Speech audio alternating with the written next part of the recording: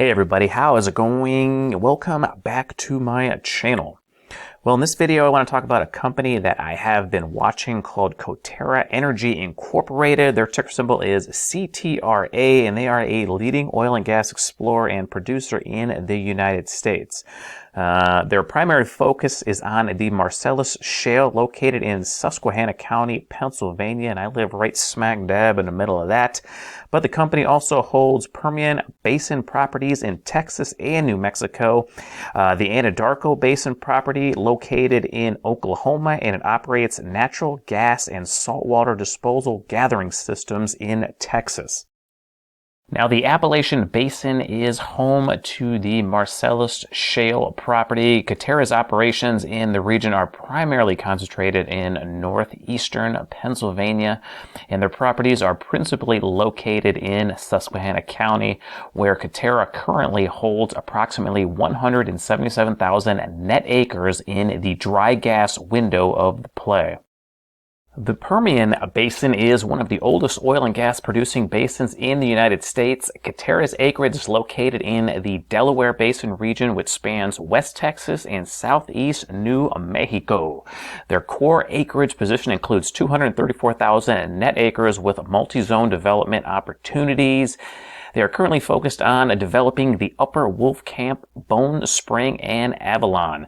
Their key sustainability practices for this asset include the use of electric horsepower for power generation, an on-demand pipeline system for recycling water, and lowering emissions through reducing flaring activity. Now, the mid-continent oil and gas region has produced more oil than any other area in the United States since the first oil discovery in 1892. Coterra's assets are primarily located in the Anadarko Basin, which it holds an acreage position of 182,000 net acres. Coterra's activity is currently focused on the Woodford Shale in western Oklahoma. All right, so let's get to the good part. Now, as you can see, Coterra holds some top-tier assets onshore in the United States with a multi-decade inventory of highly capital-efficient drilling projects that sit at the low end of the cost-supply curve. In fact, Coterra's break-even on WTI is around 40. Now, given that prices for WTI are currently sitting well over 100, that means there is a huge margin of error for shareholders before Coterra starts burning through cash. Meaning, Coterra is a cash machine generating a rising stream of free cash flow, half of which it plans to return to investors in the form of dividends and buybacks.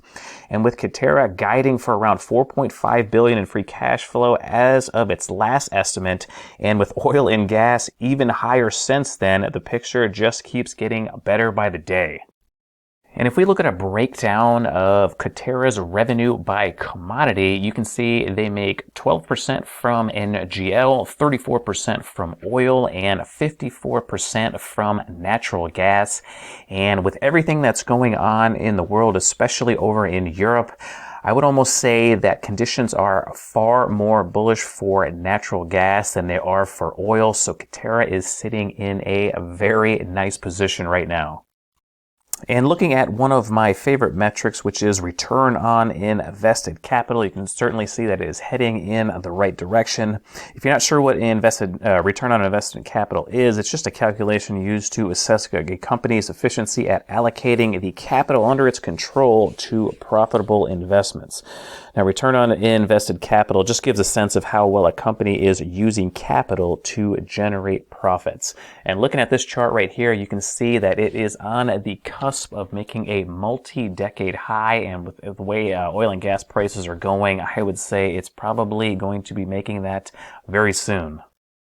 All right, so let's jump over to Seeking Alpha and take a look at some of the numbers on Coterra Energy. We can see Coterra is trading at $30.66, up about 3% on the day. They have a market cap of $24 billion, so they are definitely a large cap. They have a dividend yield of just over 2%, but they have a forward PE of under 7, so not very expensive at the moment, despite the fact that this thing has gone straight up over the last several months. Looking at the ratings, you can see the Seeking Seeking Alpha authors rate it as a buy, Wall Street rates it as a buy, and the quant rating is a strong buy. The factor grades are D+ for valuation. That's because it's just gone straight up. The growth is an A, the profitability is an A, and the momentum is an A-, and the revisions are a C+. Now let's jump over to the growth tab first. You can see they get an overall grade of an A. Revenue growth is an A. EBITDA growth A.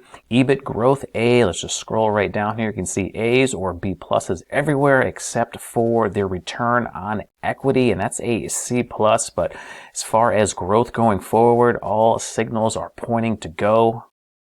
Now flipping over to the profitability tab, you can see they get A grading as well. I'm just going to breeze through these really quick. Just feel free to pause the video if you want to look at some of these numbers more in depth. You can see they're getting all A's except for their asset turnover ratio. That is an important metric that I like to see. I'd like to see it just a little bit higher than that, but that is not bad at all, so I'm not going to knock them for that one.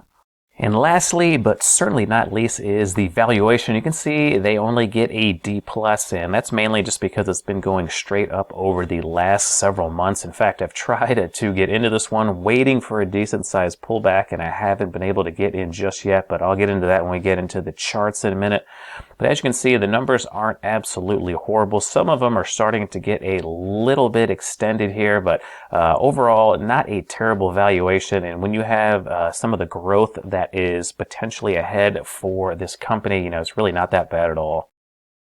All right, first charts I want to get into are the charts of oil and nat gas. First one I'll start off is the USO, which is the ETF for oil, and we can see that it's having a rather significant technical day today. It's breaking out of this bullish triangle consolidation, and it's looking like this thing is probably going to be making a new 52-week high. It had plenty of time to roll over, and this thing has just been consolidating at higher prices. And with everything that's been going on in the world, we can certainly see why that would be happening. But USO certainly looks bullish. And, let's take a look at the weekly chart. You can see that even though it's been choppy up here for oil, it's definitely sticking within the range of this consolidation. And, man, just looks like it's breaking out. But let's take a look at UNG, which is the nat gas ETF. I'm just going to stick with the weekly chart for nat gas, but you can see nat gas has just been trending lower, it seems like forever, and it looks like we are finally starting to break out of that downtrend. We've made some higher highs and some higher lows. Now what I have been waiting for is a pullback in the price of nat gas. I don't know if that is going to happen. I probably should have entered into Coterra Energy before, but man, I'm just kind of waiting for some, a little bit of a break on these prices over these last several weeks, and we are just not getting it. It just keeps moving higher. All right, so let's get into the price chart for Coterra Energy. But before I go any further, I just want to say this is not a recommendation for this stock. I am not a financial advisor. Please make all of your own buying and selling decisions.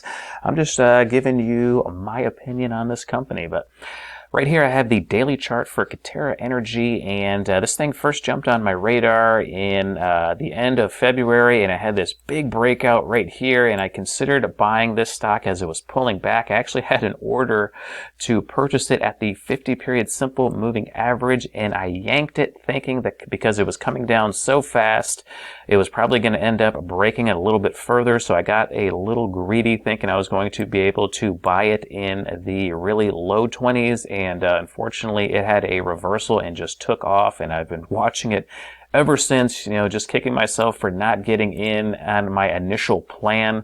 But this thing looks like it is starting to get a little weak in this uptrend. As you can see, the peaks, when it breaks above a old peak, have kind of been petering out a little bit faster. And even though it looks like it could be breaking above these moving averages right now, potentially heading up to a new higher high, I think it actually might be headed for some lower prices, hopefully, so I can get back in again. But we can see that the MACD is starting to roll over a little bit. It's just kind of showing you what I told you with the price action, as these little peaks are getting shallower and shallower. And now we're getting a bit of a negative divergence on the moving average convergence divergence indicator. This is not a 100% accurate type of signal, but I'm hoping it's accurate in this case, and hopefully we can get a rollover down towards below this 50-period simple moving average. I do think a lot of these oil and gas stocks are a little bit overheated, but in the short run, I should say, but in the medium to long term, I think that there could be some really nice potential upside in some of these, and in Coterra in particular. So let's take a look at the weekly chart, and I'll show you what my plan is right here. You know, if we back this thing really far out, we can see that Coterra is actually breaking out of a very long triangle consolidation. So this is the first big upward thrust through it. So I'm kind of hoping that we are going to be getting a pullback, a substantial pullback before we get this next move up. And I'm hoping it's going to be in this area right here. This seems like a very logical area for support.